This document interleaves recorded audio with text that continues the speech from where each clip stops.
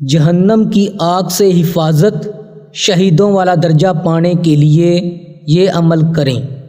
اللہ پاک کے بابرکت نام سے شروع کرتا ہوں جو بڑا مہربان اور تمام جہانوں کو پالنے والا ہے۔ آج کی ویڈیو میں آپ کے ساتھ ایک ایسا عمل شیئر کرنے جا رہا ہوں جو بڑا مجرب ہے اور نبی پاک سرور لولاک صلی اللہ علیہ وآلہ وسلم کا بتایا ہوا ہے۔ جو بھی اس عمل کو کرے گا وہ نفاق سے بھی محفوظ رہے گا اور جہنم کی آگ سے بھی۔